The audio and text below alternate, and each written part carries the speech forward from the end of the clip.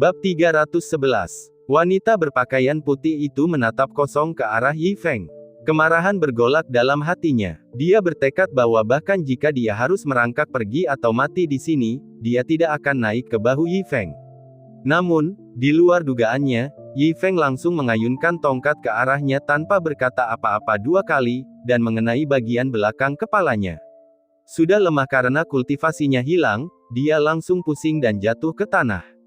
Sialan, ribut banget sih. Apa dia nggak tahu kita ada di mana? Yi Feng mengomel sambil membuang tongkat di tangannya, meraih wanita berpakaian putih itu dan menggendongnya di bahunya sebelum meninggalkan tempat ini.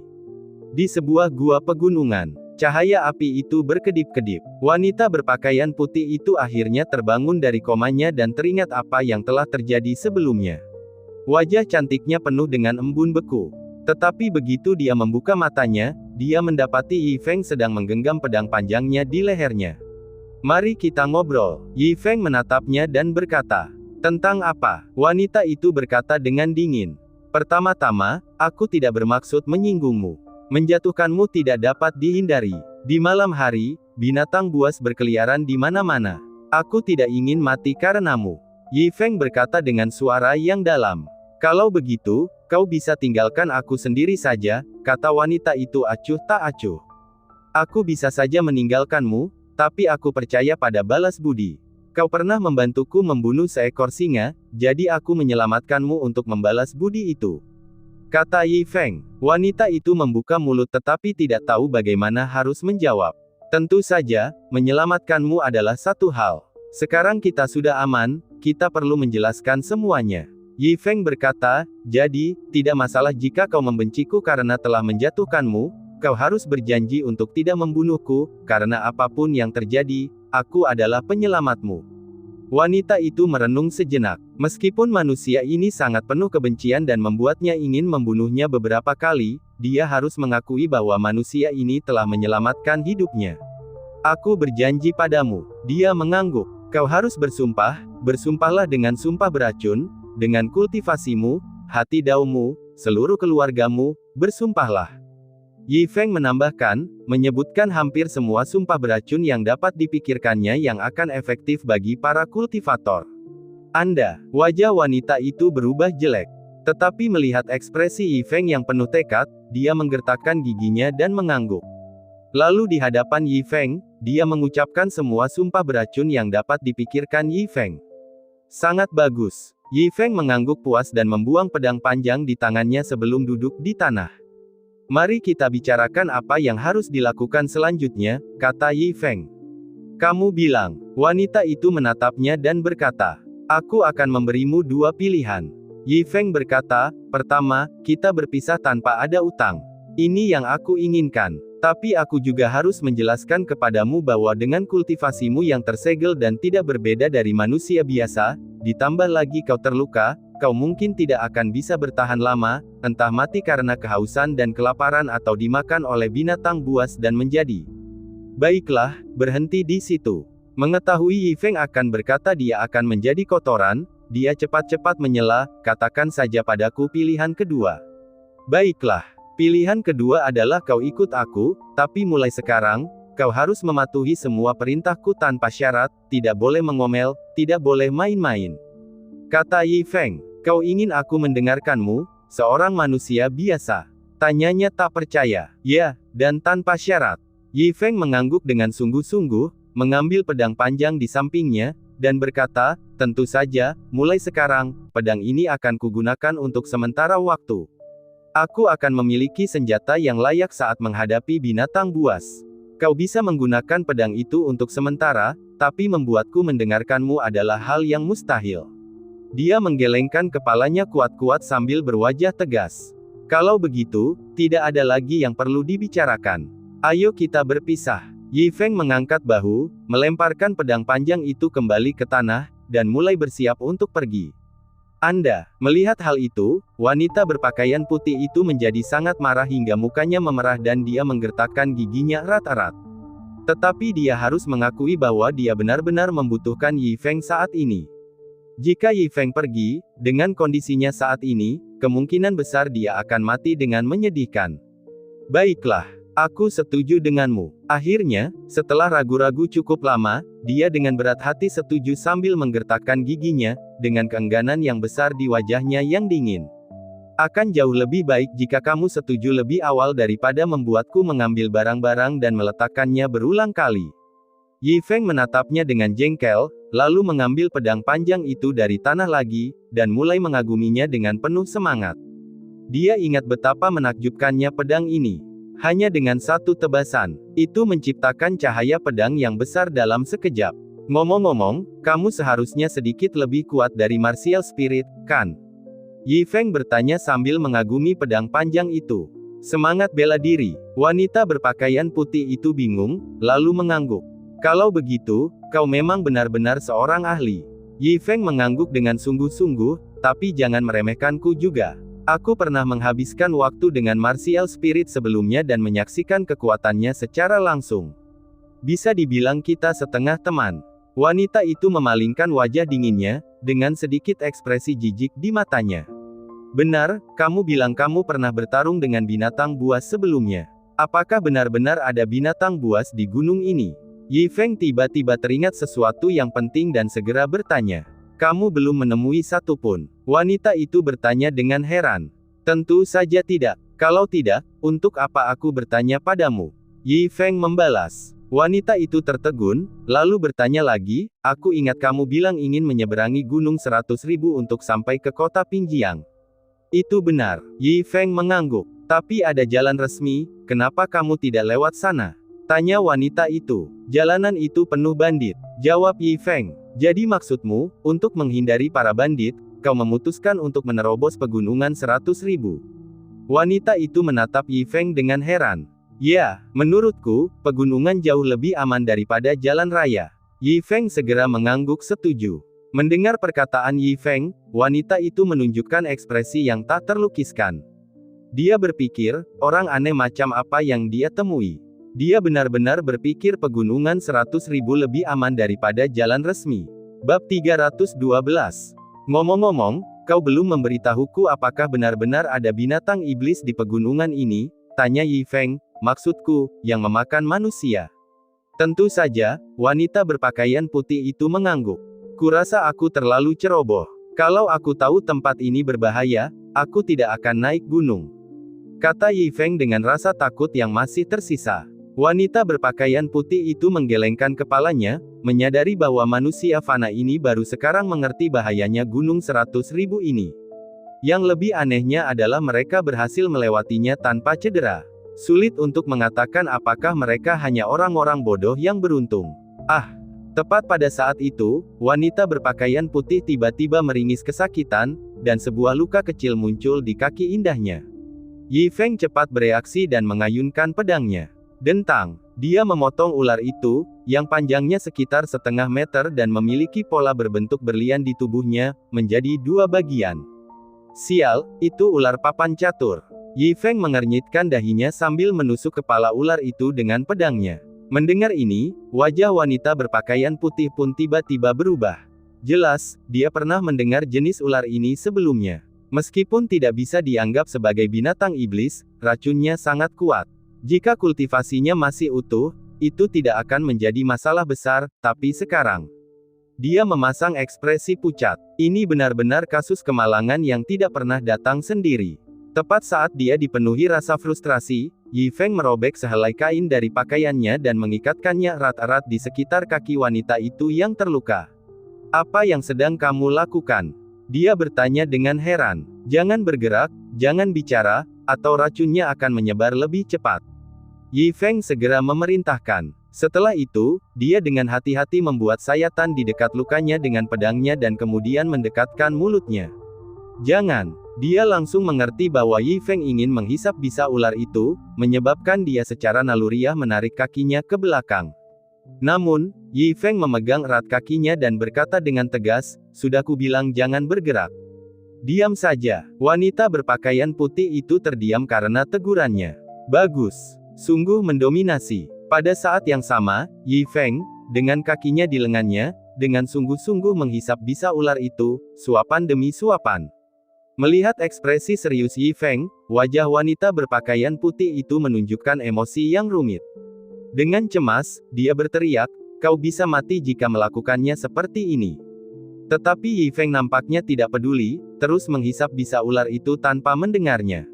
Baru ketika Yi Feng merasa sudah cukup, dia akhirnya berhenti. "Bagaimana perasaanmu?" Yi Feng bertanya dengan cepat.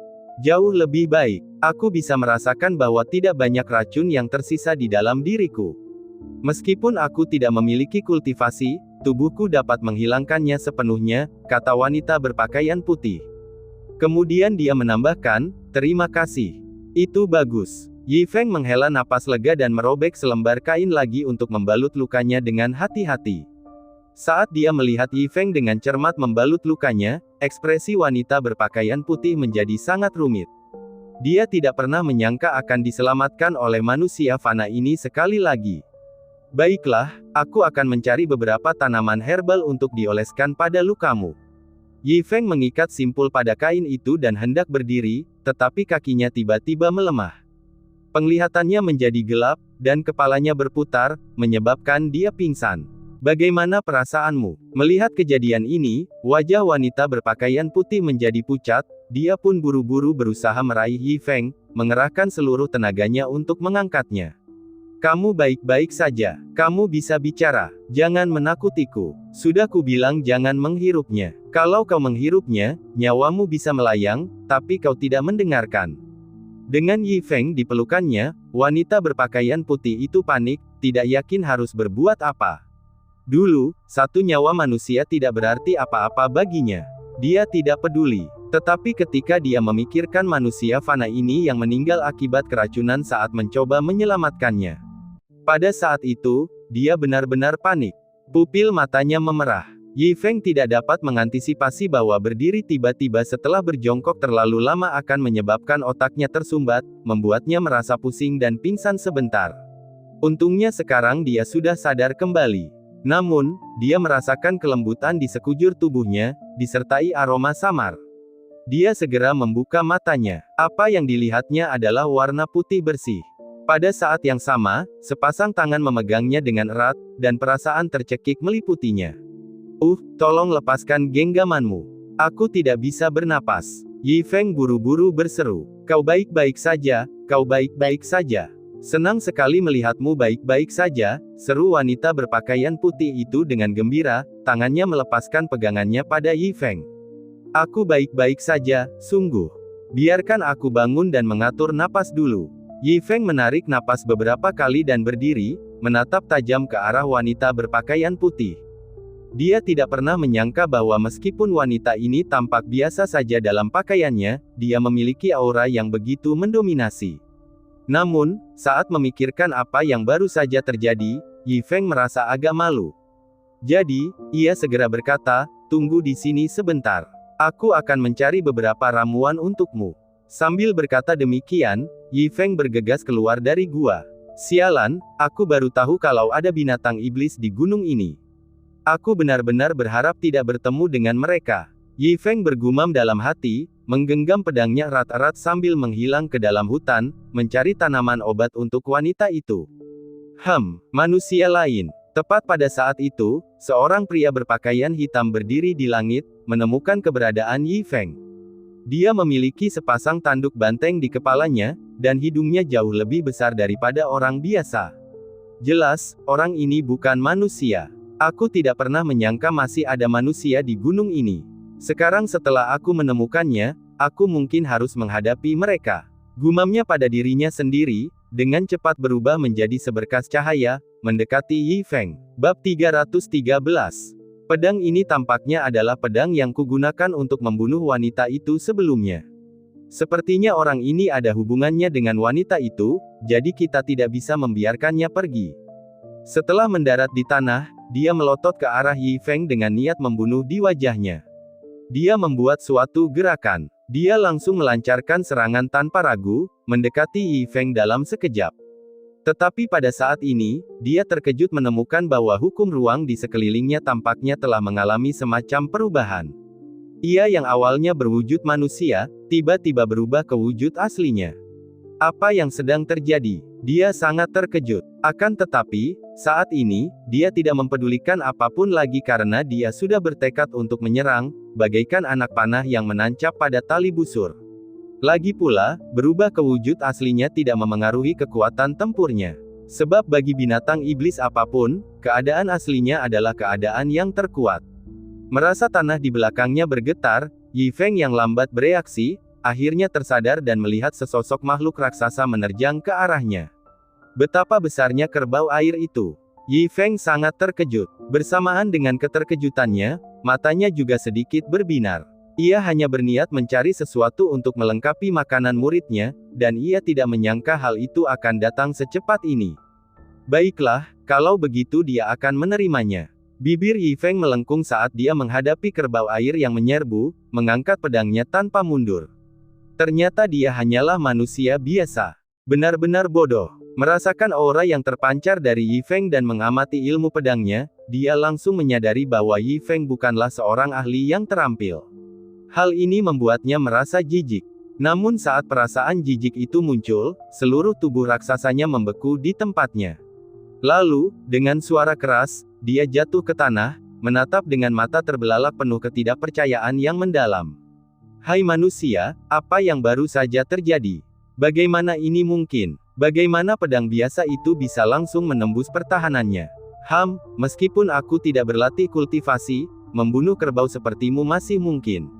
Yi Feng menatap kekuatan pedangnya dan berkata dengan ekspresi puas di wajahnya. Pernyataan itu menyebabkan tubuh raksasa yang tergeletak di tanah itu batuk dan mengeluarkan darah. Saat vitalitasnya terkuras habis, jejak kesadaran terakhirnya pun ikut menghilang. Bagaimana kalau memasak daging sapi segar? Dengan pemikiran ini, Yi Feng bertindak tanpa ragu-ragu. Namun, ketika dia mendekat untuk mengendus, dia mendapati bahwa daging sapi itu memiliki bau yang sangat kuat, membuatnya menggelengkan kepalanya karena jijik. Lupakan saja, kita ambil saja intinya. Dengan satu tebasan pedangnya, ia memotong bagian tubuh kerbau yang berharga itu lalu membungkusnya dengan daun. Dia menimbangnya. Sial, besar sekali. Cukup untuk menyediakan makanan lezat bagi dia dan muridnya. Setelah menyeka darah dari pedang, untungnya dia segera menemukan ramuan yang diperlukan, dan kemudian kembali ke gua. Di dalam gua, wanita berpakaian putih itu duduk bersila di tanah, matanya terpejam saat dia beristirahat, tampak sangat cantik. Merasakan kembalinya Yi Feng, dia membuka mata indahnya. Akan tetapi, ekspresinya agak gelisah, teringat jelas kejadian yang telah terjadi sebelumnya dan merasa agak malu. Baiklah, aku sudah membawa ramuan herbalnya kembali, biar aku yang mengaplikasikannya untukmu. Yi Feng menghancurkan tanaman obat itu dengan satu tangan sambil berbicara. Wanita itu membuka mulutnya, bermaksud menolak dan mengatakan bahwa dia akan melakukannya sendiri, tetapi kata-kata itu tidak keluar. Entah mengapa, dia agak takut dengan teguran Yi Feng. Setelah mengoleskan ramuan itu ke wanita berpakaian putih, Yi Feng menyalakan api dan mengeluarkan seekor kelinci liar untuk menyiapkan barbeque. Untuk apa ini? Wanita berpakaian putih itu membuka matanya dan bertanya, manusia butuh makanan untuk bertahan hidup, kan? Yi Feng menjawab, ya, kita perlu makan sesuatu. Besi ditempa dengan api, tubuh kita membutuhkan makanan. Saya sarankan Anda mempertimbangkannya lagi, wanita berpakaian putih itu mengingatkannya dengan lembut. Baunya akan menarik banyak hal, bahkan mungkin binatang buas. Benarkah itu? Yi Feng bertanya dengan cemas. Wanita berpakaian putih itu mengangguk dengan sungguh-sungguh. Melihat ekspresi seriusnya, Yi Feng tak kuasa menahan rasa ngeri. Ia telah makan seperti ini selama ini, mengandalkan keberuntungannya. Untungnya, ia telah membeli banyak makanan khas daerah di Nansha. Karena memanggang bukanlah pilihan, ia hanya bisa mengandalkan makanan ini untuk mengisi perutnya. Ngomong-ngomong, siapa namamu? Tanya Yi Feng. Yun Yao Yao, jawab wanita berpakaian putih. Baiklah, Nona Yun Yao Yao. Yi Feng mengangguk lalu bertanya, jadi, apa sebenarnya yang membuatmu terluka seperti ini? Niu Mo tingkat Kaisar 6 kehidupan, kata Yun Yao Yao dengan sungguh-sungguh.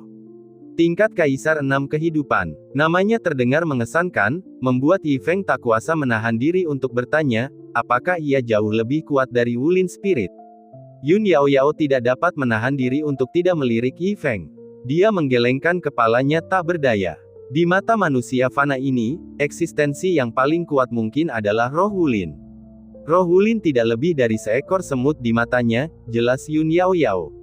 Kemudian dia memikirkan sesuatu dan berkata, saya sarankan agar kita menahan diri untuk tidak bertindak gegabah untuk saat ini. Jika kita harus mengambil tindakan, kita harus menunggu sampai saya pulih dari luka-luka saya. Kenapa? Tanya Yi Feng. Gunung-gunung itu lebih rumit dari yang dapat kau bayangkan, kata Yun Yao Yao dengan ekspresi serius. Seharusnya tidak ada iblis seperti itu di pegunungan 100.000 ini.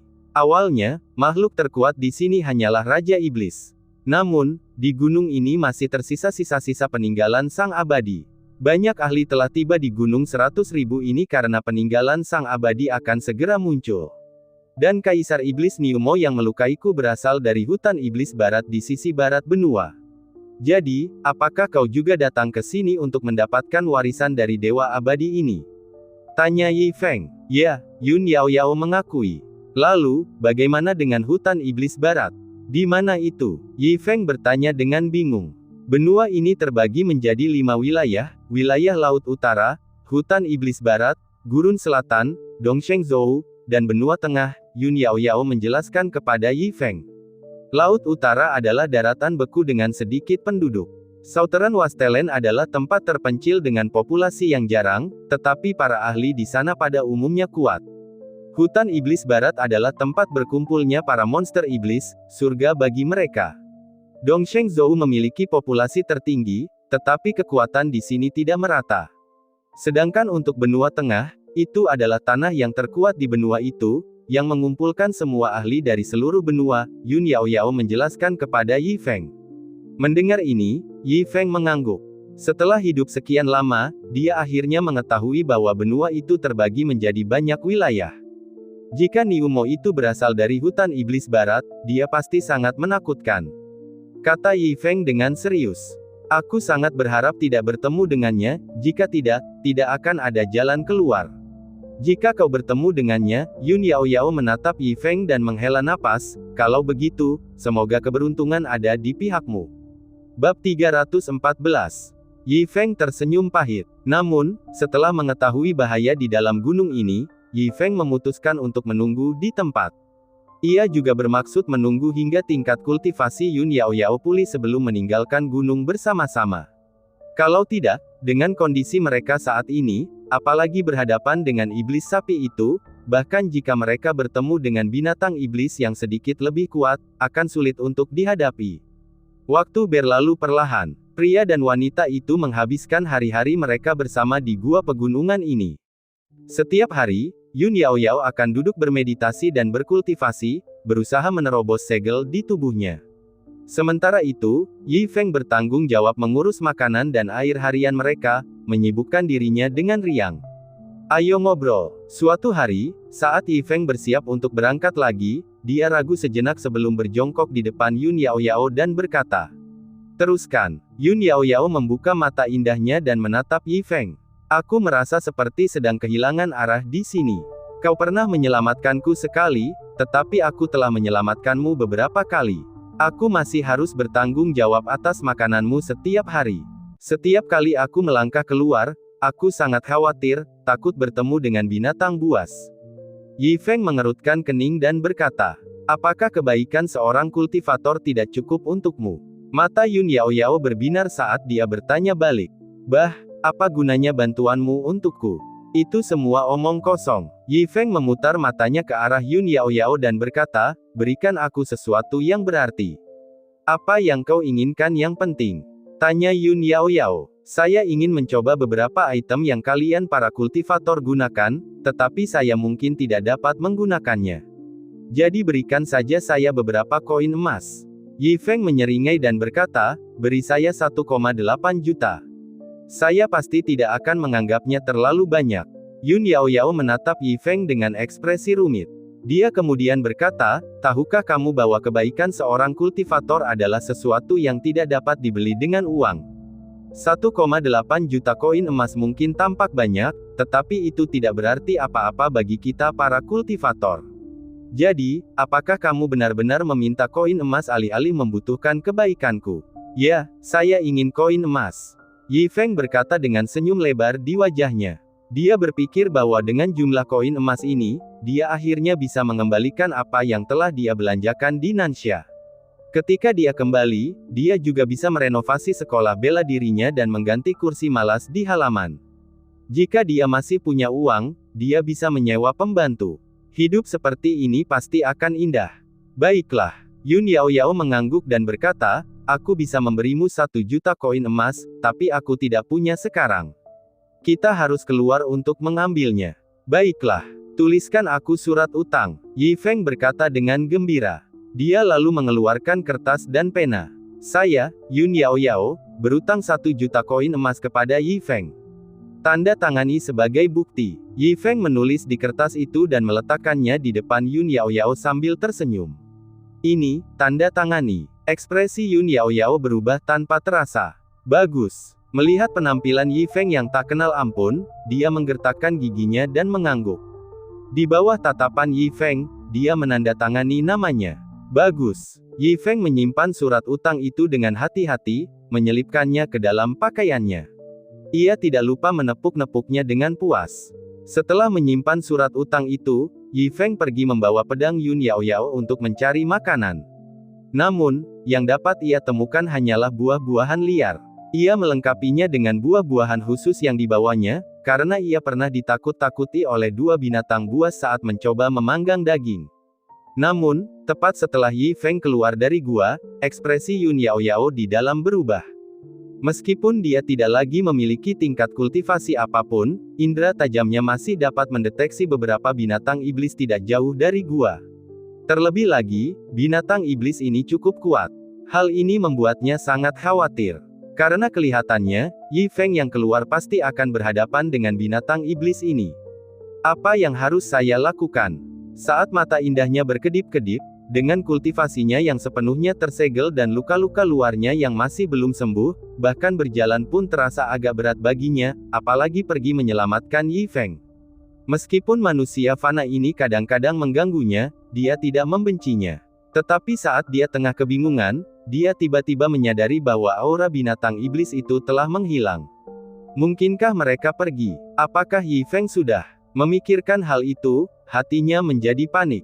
Meski luka-lukanya belum sembuh, dia tetap dengan kuat menopang tubuhnya dan berjalan menuju pintu masuk gua.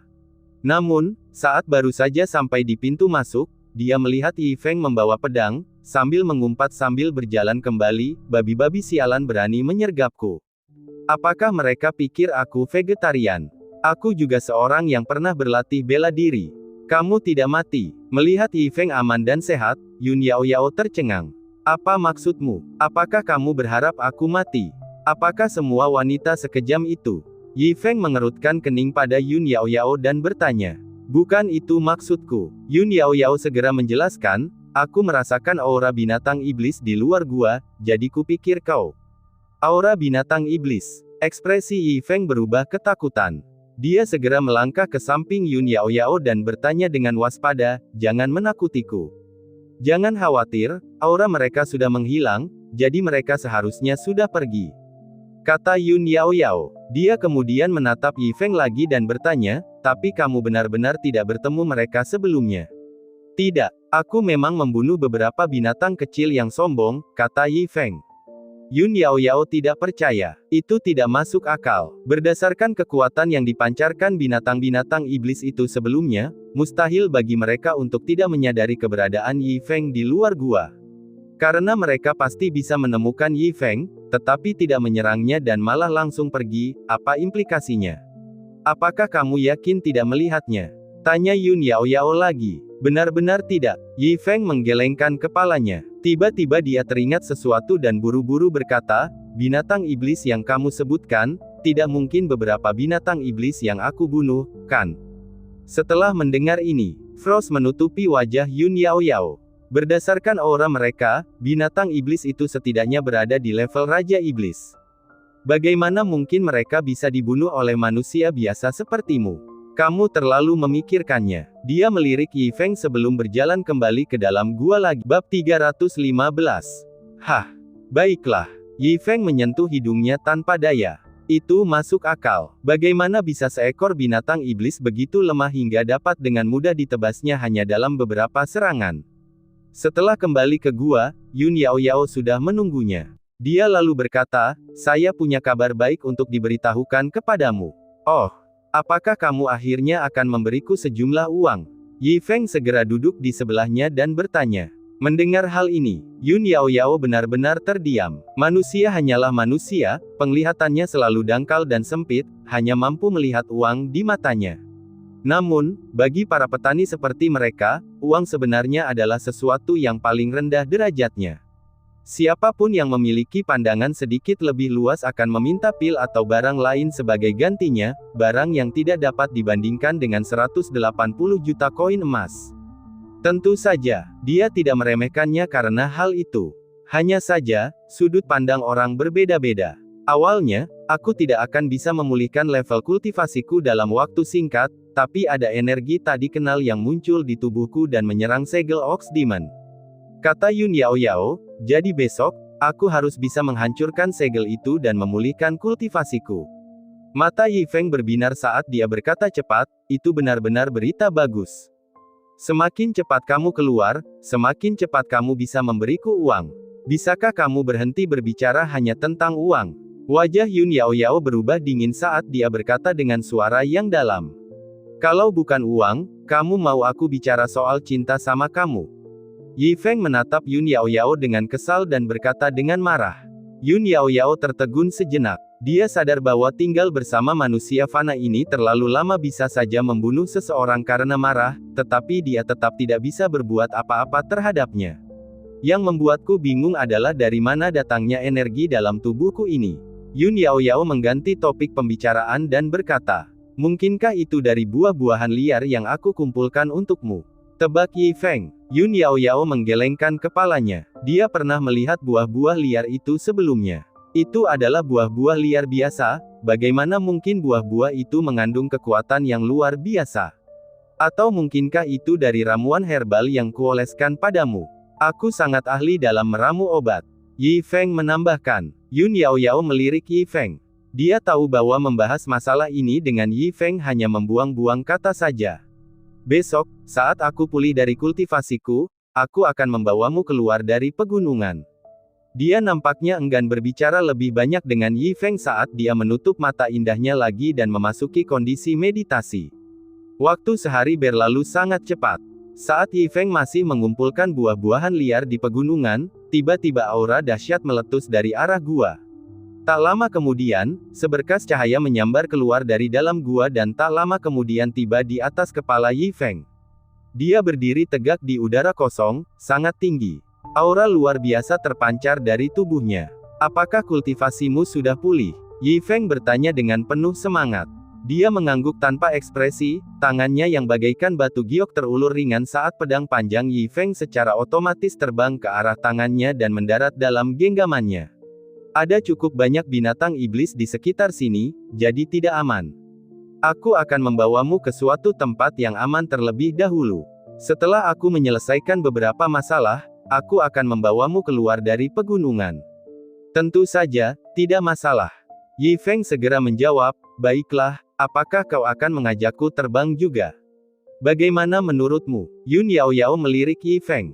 Baiklah, aku siap. Yi Feng merentangkan kedua tangannya dan bertanya, apakah kau akan menggendongku dengan gendongan-gendongan atau gendongan putri?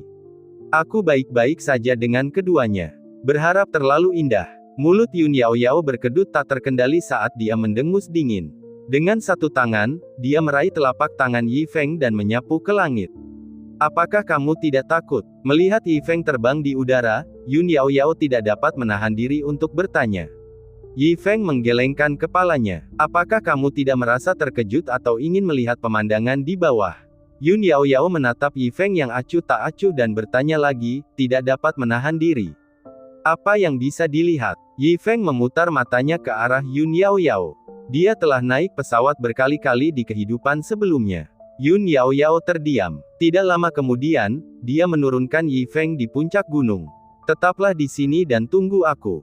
Jangan berlarian. Setelah aku menyelesaikan urusanku, aku akan membawamu keluar dari pegunungan.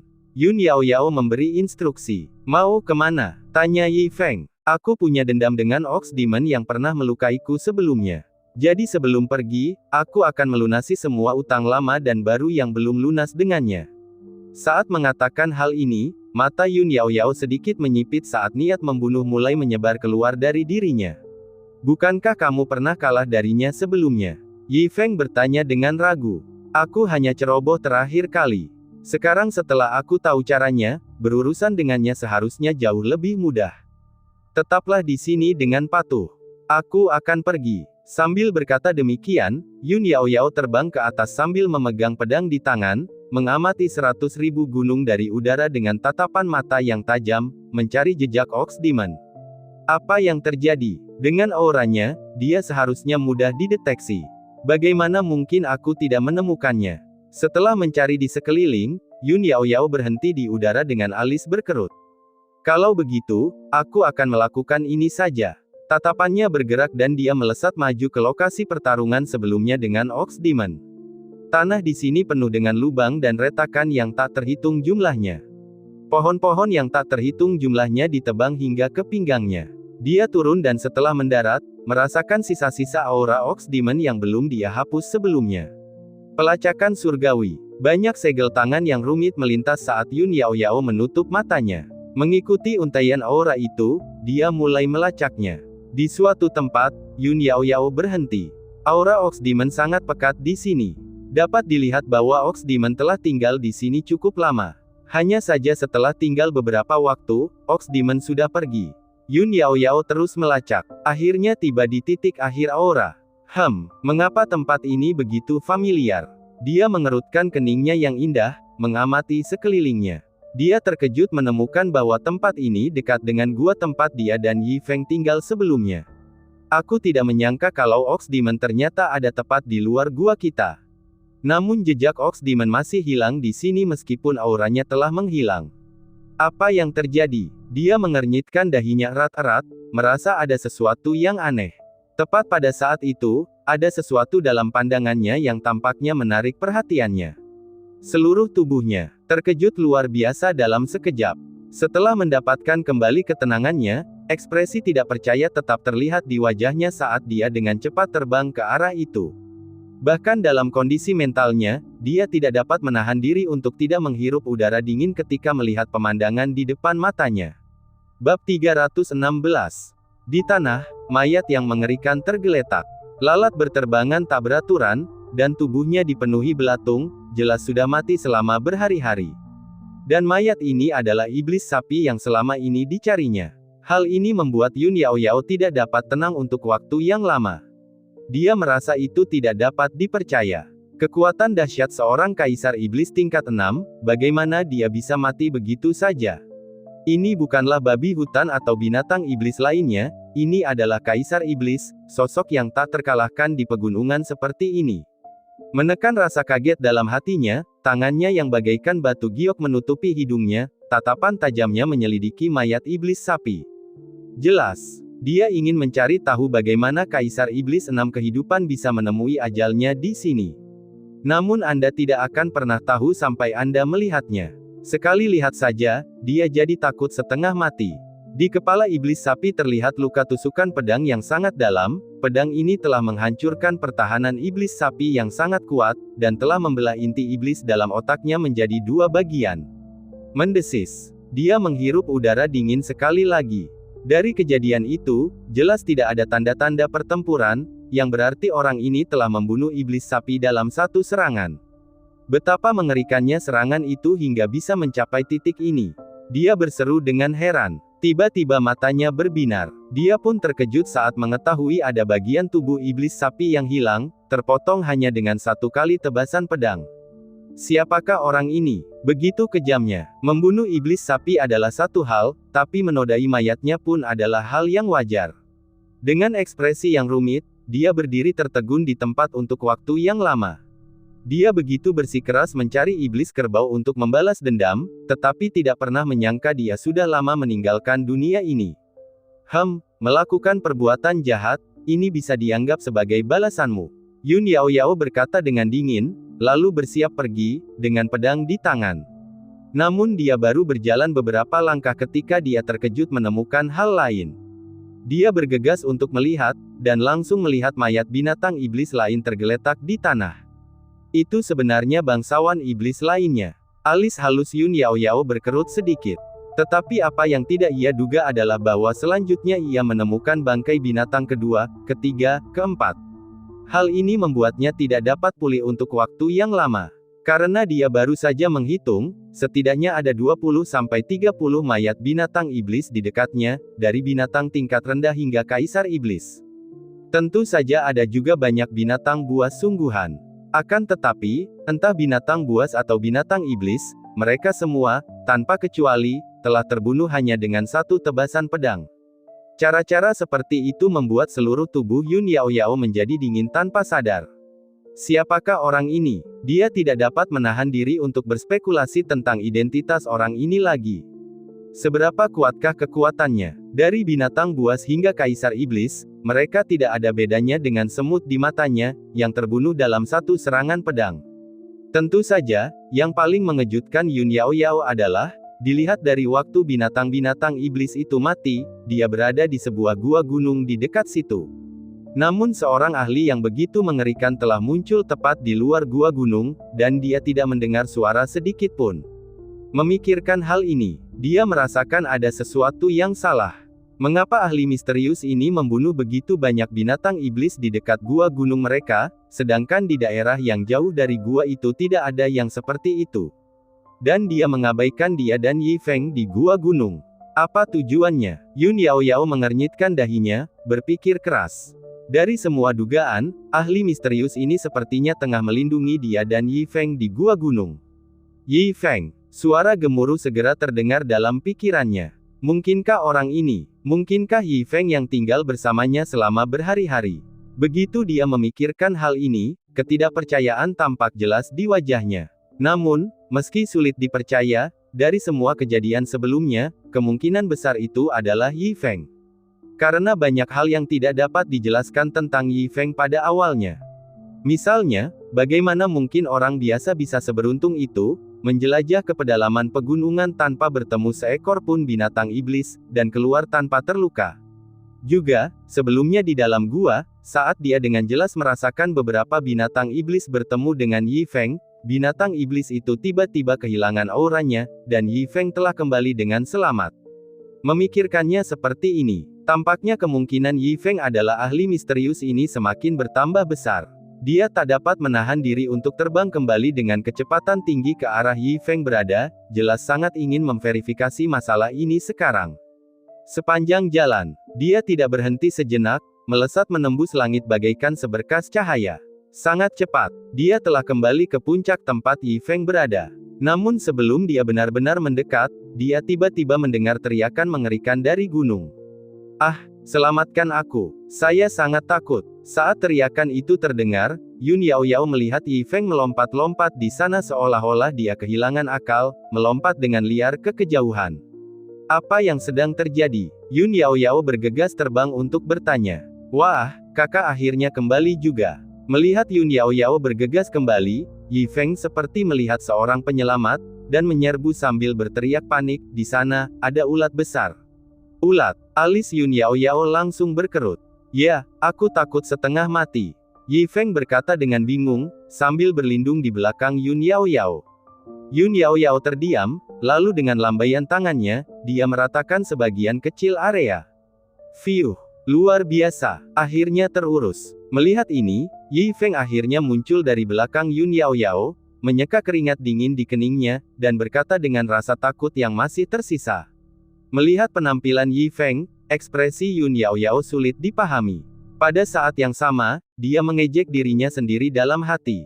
Siapa sangka dia mempercayai pria yang takut pada ulat saja bisa menjadi ahli misterius yang telah membunuh iblis sapi dengan satu pedang. Betapa menggelikan. Bab 317. Setelah menggelengkan kepalanya, dia menatap Yi Feng dengan penuh tanya dan bertanya, "Ngomong-ngomong, apakah kamu menyadari sesuatu yang aneh saat kita berada di dalam gua tadi?" "Abnormal." Yi Feng menggelengkan kepalanya. "Atau apakah kamu bertemu seseorang?" tanya Yun Yao Yao lagi. "Tidak." Yi Feng menggelengkan kepalanya lagi. Mendengar ini, Yun Yaoyao tak kuasa menahan diri untuk mengusap pelipisnya dan melirik Yi Feng. Ia tak kuasa menahan diri untuk bertanya, apakah kamu benar-benar orang biasa dan bukan seorang kultivator? Apalagi, Yi Feng memutar matanya ke arahnya. Wanita ini tidak mau melepaskan barang-barangnya. Baiklah, Yun Yaoyao menggelengkan kepalanya, mengetahui bahwa mendiskusikan hal-hal ini dengan Yi Feng, orang biasa, tidak akan menghasilkan apa-apa. Mengenai identitas orang misterius itu, dia akan menyelidikinya perlahan-lahan nanti. Tentu saja, mungkin saja ia terlalu memikirkannya dan orang misterius itu kebetulan berada di dekat gua, dan tidak ada sangkut pautnya dengan dia. Ayo pergi, aku akan membawamu keluar dari pegunungan sekarang. Ujar Yun Yaoyao sambil menyambar lengan Yi Feng, lalu melesatkannya ke langit. Bukankah kau akan pergi ke relik abadi itu? Di udara, Yi Feng bertanya pada Yun Yaoyao. Tidak pasti kapan relik itu akan terbuka, jadi mengirimmu kembali terlebih dahulu juga tepat waktu, kata Yun Yaoyao. Oh, baiklah, tapi jangan lupa uang yang kau hutangkan padaku. Yi Feng menambahkan. Mendengar ini, wajah cantik Yun Yaoyao tanpa sadar menjadi gelap. Jangan bahas itu, ingat saja untuk membayarku kembali. Yi Feng tertawa dan berkata, ngomong-ngomong, relik abadi ini ditinggalkan oleh seorang abadi. Ya, Yun Yaoyao mengangguk. Pasti ada banyak hal bagus di dalamnya. Yi Feng bertanya lagi. Benar, Yun Yaoyao menjelaskan, hanya saja di level kami, kesempatan biasa tidak terlalu berarti. Kali ini, mungkin karena yang abadi telah meninggalkan harta abadi di relik tersebut. Harta karun abadi. Benar, pemilik relik ini mungkin adalah Li yang abadi, yang turun ke alam fana saat dia belum naik ke surga. Legenda mengatakan bahwa dia memiliki harta abadi yang disebut prasasti langit yang kacau. Prasasti ini dikatakan telah menekan makhluk abadi dan membunuh iblis. Prasasti ini mungkin juga mencatat beberapa teknik abadi. Oh, Yi Feng mengangguk. Yun Yaoyao sedikit terkejut dengan reaksi Yi Feng. Setelah meliriknya, dia bertanya dengan rasa ingin tahu, apakah kamu tidak tertarik atau merindukan kekuatan prasasti langit yang kacau ini? Yi Feng menggaruk kepalanya dan berkata dengan sungguh-sungguh, memang tidak tertarik atau merindukannya. Mendengar ini, mulut Yun Yaoyao tidak bisa menahan diri untuk tidak berkedut. Keduanya terbang dengan kecepatan yang sangat tinggi, melesat melewati gunung-gunung yang tak terhitung jumlahnya di sepanjang jalan. Tetapi tepat pada saat itu, suara aneh tiba-tiba terdengar di seluruh pegunungan 100.000. Ledakan. Suaranya bagaikan lonceng raksasa yang memecahkan gendang telinga. Pada saat yang sama, iblis yang tak terhitung jumlahnya di gunung 100.000 juga jatuh ke dalam kekacauan. Bersamaan dengan itu, cahaya keemasan tiba-tiba memenuhi langit, menyebar ke segala arah dan langsung menyelimuti seluruh gunung 100.000 dalam sekejap. Tidak bagus, reliknya telah terbuka. Ini adalah penindasan dimensi unik milik yang abadi. Merasakan cahaya keemasan, wajah Yun Yaoyao berubah tanpa sadar. Penekanan dimensi. Maksudnya itu apa? Yi Feng tidak dapat menahan diri untuk bertanya. Penindasan dimensi berarti bahwa di bawah keabadian, semuanya adalah semut. Secara sederhana, semua iblis dan master akan kehilangan kultivasinya sepenuhnya di bawah tekanan ini. Yun Yaoyao berkata dengan serius. Ah, maksudmu kita akan tabrakan dan terbakar. Mata Yi Feng terbelalak. Sebelum suaranya menghilang, perasaan terjatuh merasuki mereka dan keduanya jatuh dengan cepat ke tanah. Jika jatuh dari ketinggian ini, kau pasti akan mati.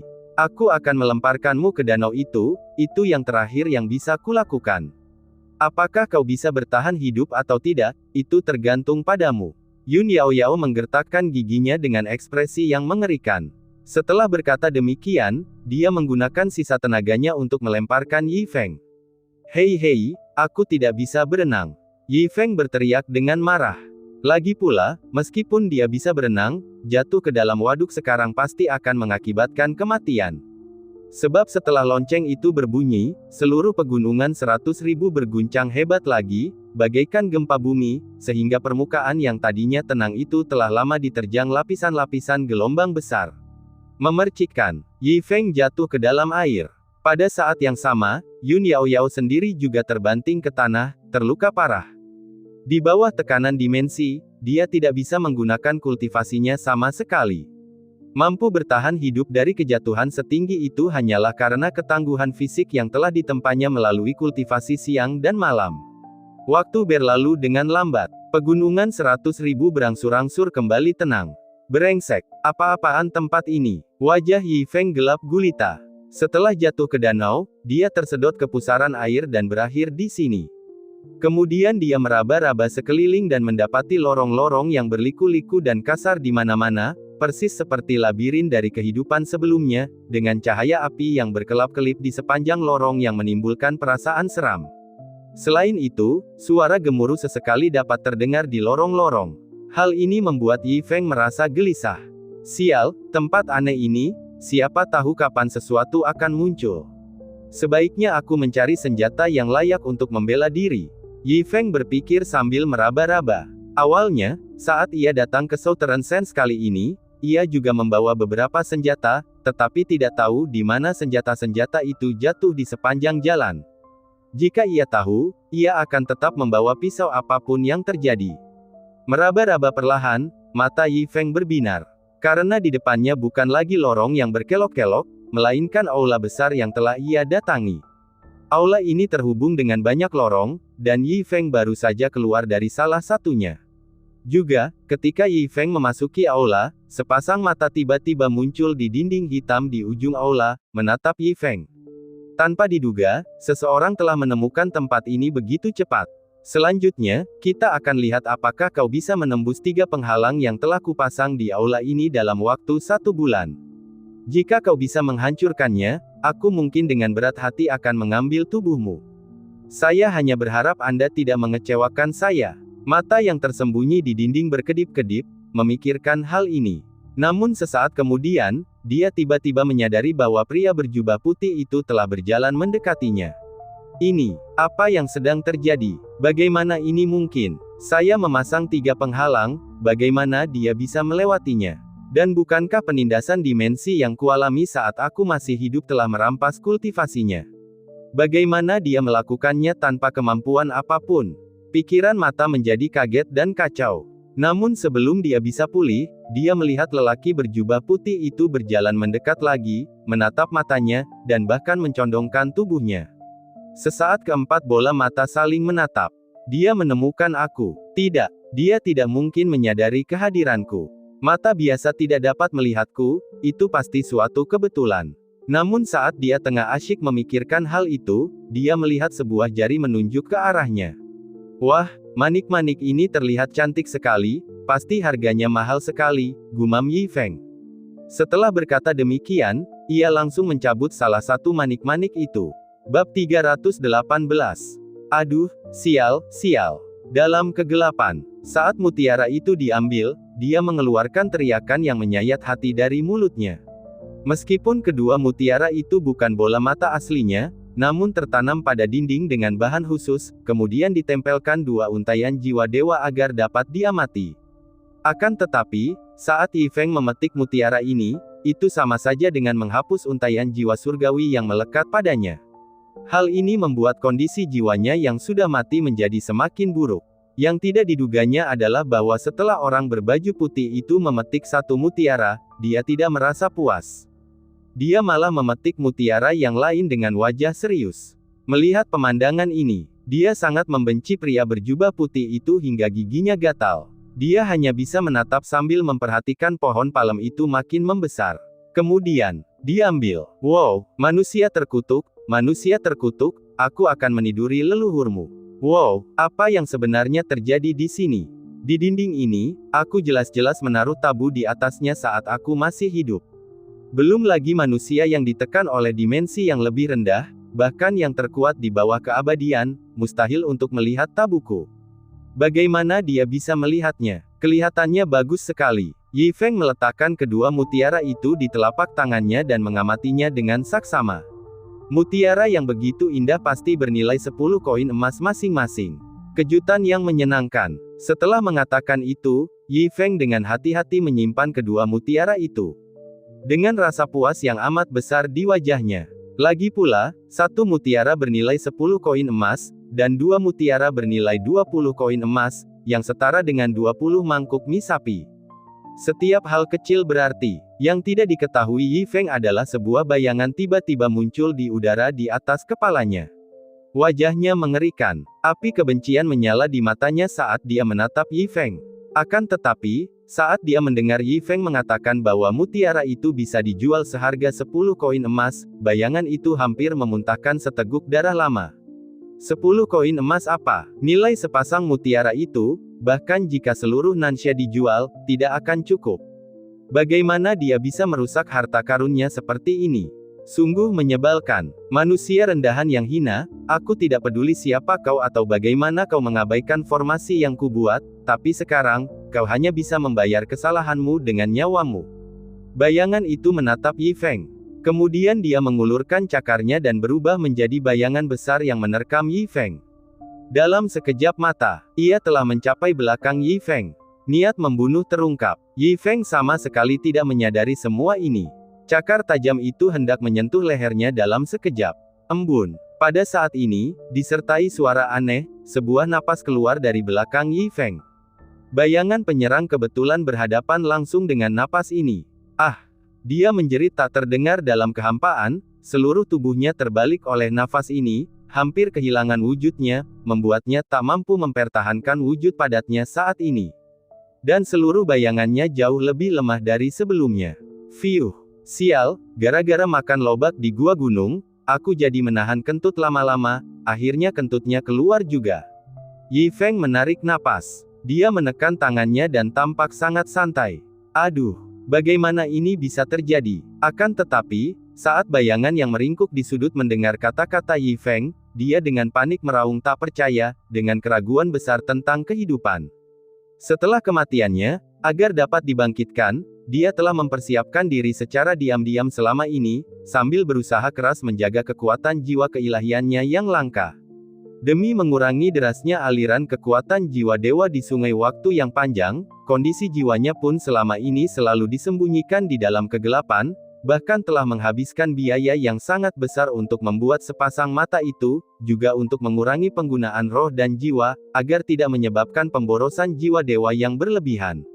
Yang tidak diduganya ialah, kekuatan jiwa ketuhanan yang selama ini dijaganya dengan hati-hati, sirna seketika oleh kekuatan tadi. Hal itu membuat sebagian besar tubuhnya kini menjadi transparan dan penuh kelemahan.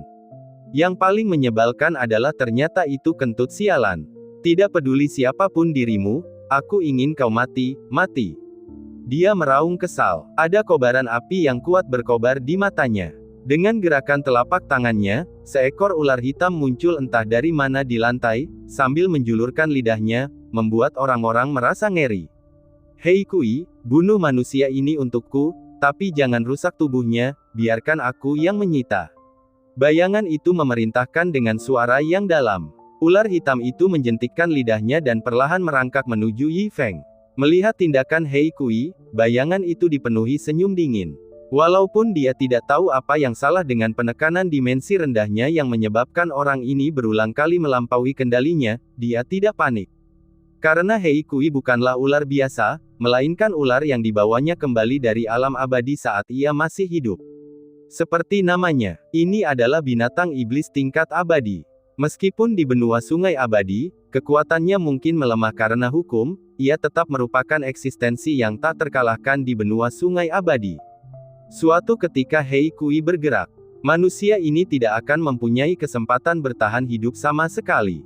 Dan pada saat kematiannya, itu juga akan menjadi saat yang tepat baginya untuk menyita jasadnya. Pada saat itu, dihamburkan oleh kekuatan jiwa dewa kentut tak lagi menjadi masalah. Dan dia akan terlahir kembali, muncul kembali di daratan, dan menginjak-injak seluruh daratan di bawah kakinya. Memikirkan hal ini, kebanggaan di hati bayangan itu tumbuh semakin kuat. Karena semua ini, tanpa celah, tidak akan ada kecelakaan. Dan tanpa sepengetahuan Yi Feng, Hei Kui menjentikkan lidahnya dan perlahan mendekatinya. Akhirnya, ia melengkungkan badannya sedikit, memantul dengan keras, dan terbang keluar. Di udara, ia membuka mulutnya yang besar dan mengunci ke leher Yi Feng. Kesuksesan. Melihat kejadian itu, sang bayangan merasa gembira dalam hatinya. Karena di bawah serangan Hei Kui seperti itu, tidak ada seorang pun di seluruh benua Sungai Abadi yang bisa menghindarinya. Bab 319. Namun, Su Ying tidak menyangka bahwa dalam menghadapi serangan secepat kilat Hei Kui, Yi Feng benar-benar akan menghindar ke samping, dan pada saat yang sama meraih Hei Kui di tangannya. Ah! Besar sekali ularnya. Yi Feng meraih Hei Kui dengan satu tangan dan berseru pada saat yang sama. Apaan nih? Melihat pemandangan ini, seluruh tubuh Su Ying menggigil, bola matanya menatap lurus ke depan. Bagaimana ini mungkin? Bagaimana itu bisa terjadi? Manusia rendahan dari alam rendah ini bukan hanya berhasil menghindari serangan Hei Kui, dia juga berhasil menangkap Hei Kui. Hal ini menyebabkan gelombang keterkejutan melanda pikirannya. Perlu diketahui, bahkan para makhluk abadi di alam abadi pun telah tumbang di bawah mulut Hei Kui saat itu.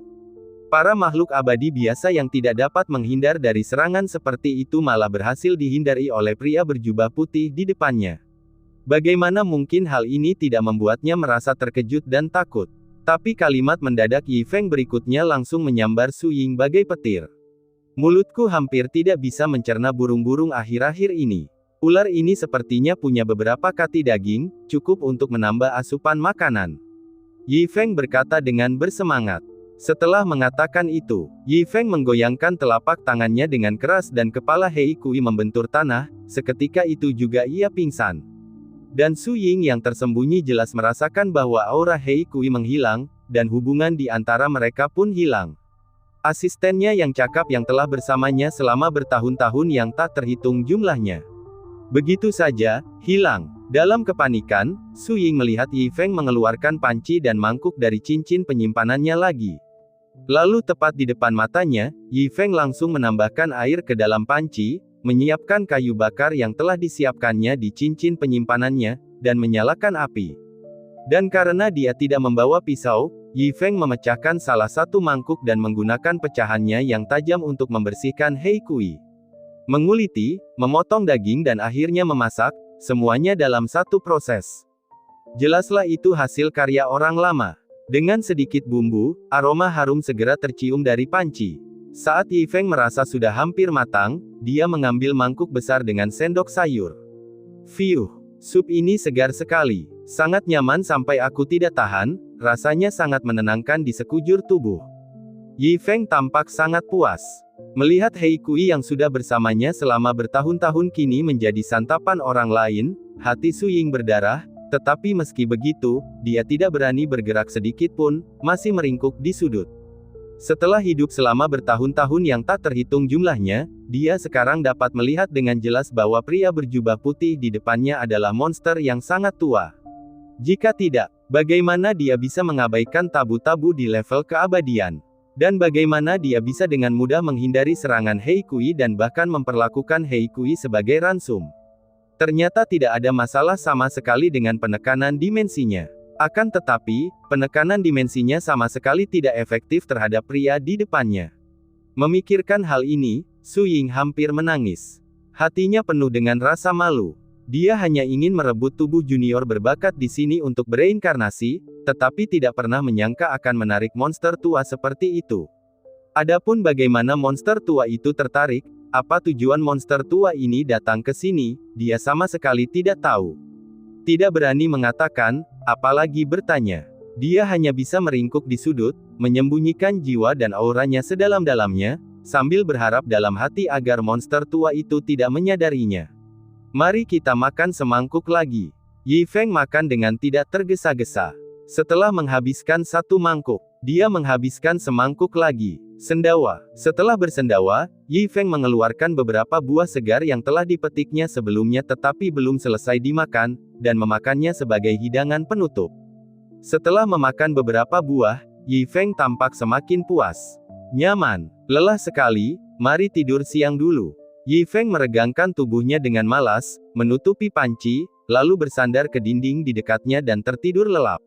Wow, Tuan, jangan tidur, cepatlah pergi, jangan lakukan ini padaku. Melihat Yi Feng benar-benar tertidur, Su Ying yang meringkuk di sudut hampir menangis. Dia telah mengalami tahun-tahun yang tak terhitung jumlahnya, tetapi sekarang di hadapan monster tua ini, setiap momen terasa begitu lama. Waktu berlalu dengan lambat. Tepat saat pikiran Su Ying hendak runtuh, Yi Feng akhirnya menyipitkan matanya dan berdiri. Aduh, aku minum terlalu banyak sup. Yi Feng bergumam dengan wajah penuh kesedihan. Karena tidak melihat siapapun di sekitarnya, ia langsung membuka celananya, lalu berjalan ke sudut jalan. Mendesis. Melihat kejadian ini, Su Ying yang berada di pojok merasa merinding. Monster tua ini, dia benar-benar berjalan ke arahnya. Apa yang coba dilakukannya? Apakah dia menemukanku? Apakah dia akan membunuhku? Pikirannya bergetar. Akhirnya, aliran urin turun. Merayu. Jangan, Pak, saya salah. Aku tidak akan mencoba merebut tubuhmu lagi. Seluruh tubuh Su Ying mengeluarkan asap hijau, menderu terus-menerus di dalam hatinya, dan jiwanya menjadi lebih transparan dari sebelumnya, jelas mengalami kerusakan yang lebih parah. Setelah buang air kecil, Yi Feng menggigil dan berjalan kembali ke panci. Melihat masih ada setengah panci sup ular tersisa, perlahan-lahan ia mulai minum lagi. 1 teguk sup, 1 gigitan daging. Butuh waktu 1 jam penuh sebelum Yi Feng akhirnya menyingkirkan panci itu dengan puas, dan meregangkan tubuh malas di tempatnya berdiri. Sementara di sudut, Su Ying yang sekarat menatap Yi Feng dengan mata terbelalak. Bos, kamu sudah menghabiskan supnya, pipis juga, tentu kamu bisa pergi sekarang, kan? Namun betapa terkejutnya dia, Yi Feng sama sekali tidak berniat pergi, dan hanya berjalan santai mengelilingi aula. Merayu, ya dewa, sampai kapan kau akan menyiksaku? Silakan, hei kui milikku telah kau makan dan hanya tersisa kepala ularnya, mengapa kau belum pergi juga? Aduh, aula sebesar ini, bagaimana mungkin aku tidak bisa menemukan senjata yang cocok? Setelah berputar-putar, melihat ke arah aula yang kosong, Yi Feng mengerutkan kening dan tidak dapat menahan diri untuk tidak mengeluh, sialan, setidaknya berikan aku batu bata untuk membela diri. Mendengar suara Yi Feng, Su Ying meringkuk di sudut sambil menggigil sekujur tubuhnya. Kata-kata orang ini, itu berarti, bab 320. Kalimat ini sepertinya diucapkan langsung kepadanya. Itu benar. Tentu saja, dia pasti telah menemukan keberadaannya sendiri sejak lama. Kentut sebelumnya, air seni selanjutnya, dan sekarang kata-katanya. Jelas semuanya membuktikan bahwa ia telah lama mengetahui keberadaan dirinya sendiri, dan tujuan kedatangannya pun langsung diungkapkan, ternyata untuk prasasti langit yang kacau. Tapi sialan kau, kalau kau menginginkan prasasti langit yang kacau, katakan saja, aku akan memberikannya padamu. Kenapa harus menyiksaku sampai mati sebelum mengucapkannya perlahan?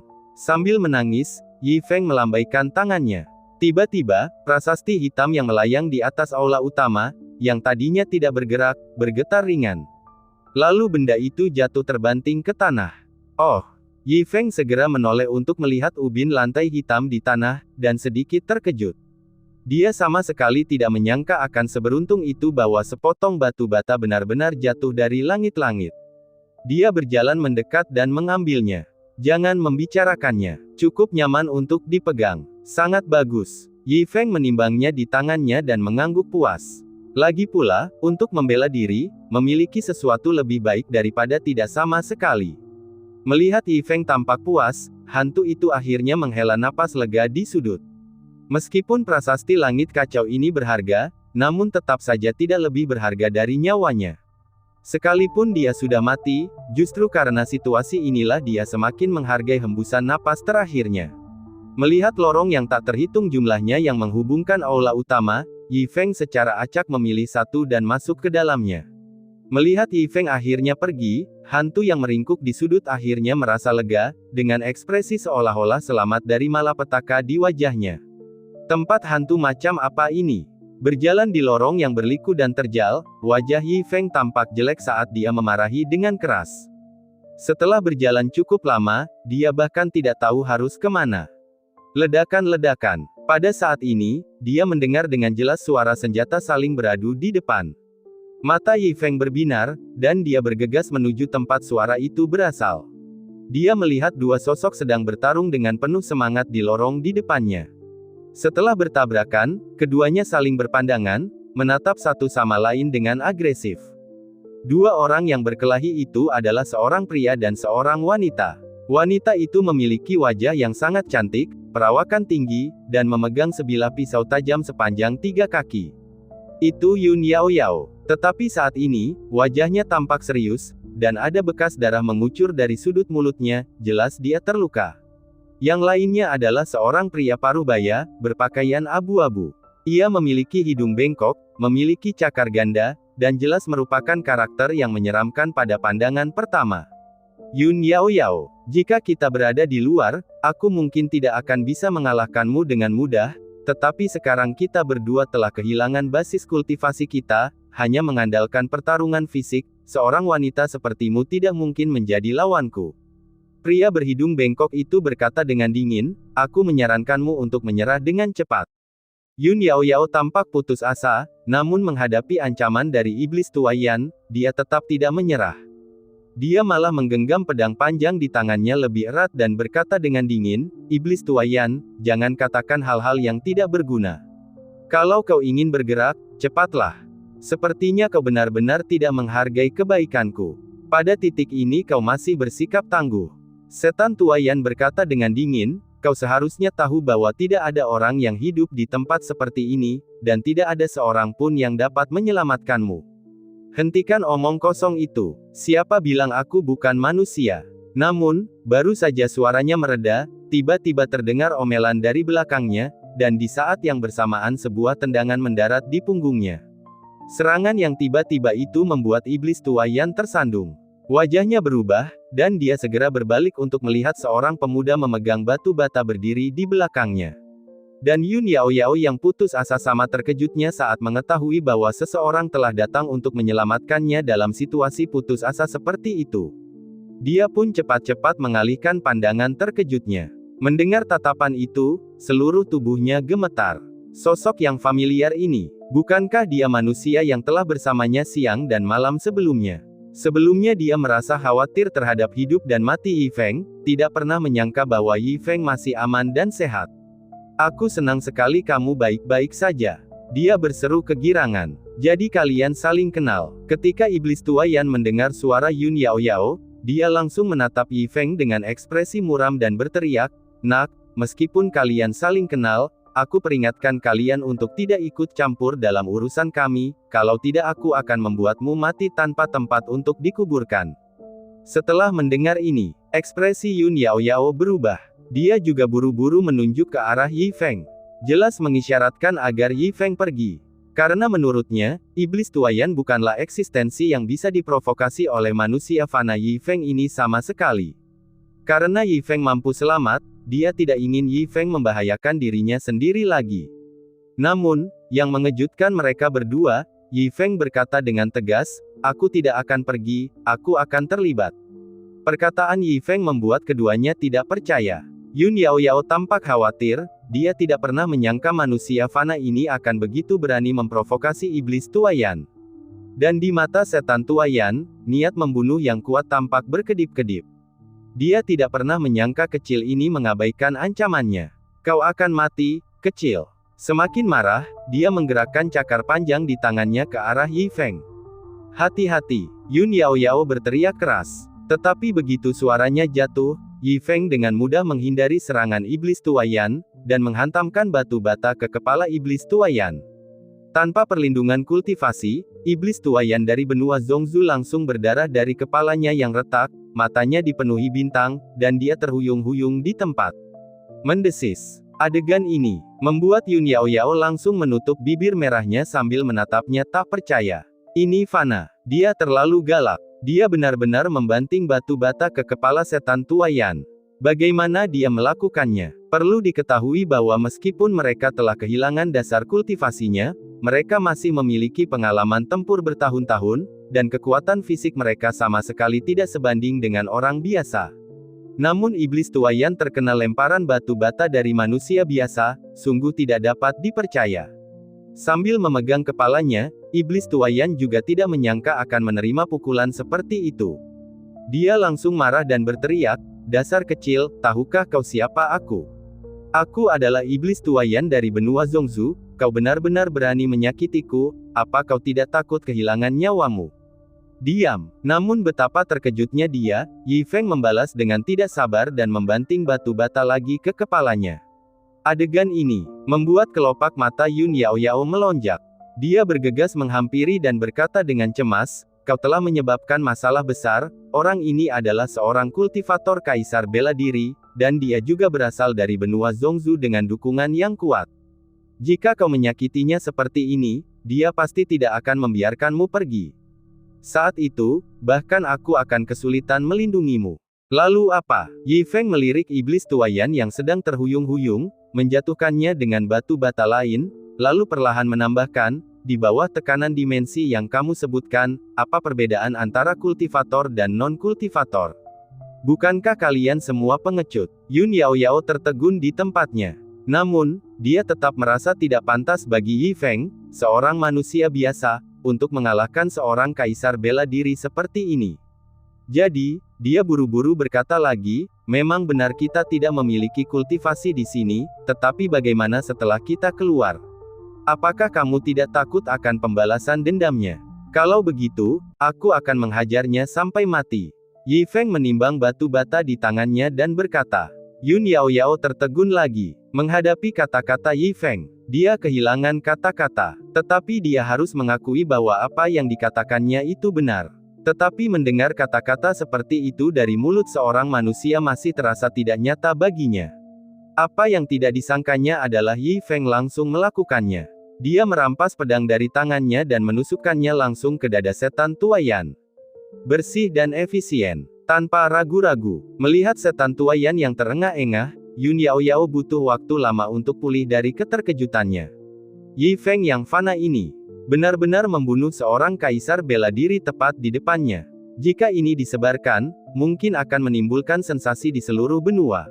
Iblis tuayan mungkin tidak pernah membayangkan dalam hidupnya bahwa setelah akhirnya berkultivasi hingga menjadi kaisar bela diri, ia akan berakhir mati di tangan manusia biasa. "Apa yang masih kau pikirkan? Cepatlah dan rampas harta rampasan perang." Yi Feng memutar matanya ke arahnya dan berkata. Mendengar ini, Yun Yaoyao akhirnya bereaksi dan melepaskan cincin penyimpanan setan tuayan. Saat dia membukanya, segala macam harta karun tampak berkilauan di dalamnya, bahkan dengan kondisi pikiran Yun Yaoyao, dia masih terkejut. "Baiklah, karena akulah yang membunuhnya, pada prinsipnya benda-benda ini seharusnya menjadi milikku. Tetapi aku tidak memerlukan harta milik seorang pembudidaya, jadi..." Sambil menggosok hidungnya, Yi Feng mengeluarkan pena dan kertas lagi. "Mari kita menulis surat utang lagi." "Hah?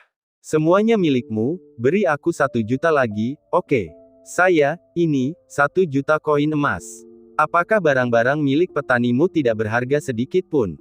"Tidak, yang kumaksud adalah..." "Baiklah, 1 juta saja." Yi Feng menulis surat utang itu dengan rapi dan menarik Yun Yaoyao yang masih linglung untuk membubuhkan sidik jari di surat utang itu. Baru setelah itu, dia merasa puas untuk menyimpan surat utang itu. "Ingat, kamu berutang 2 juta padaku sekarang.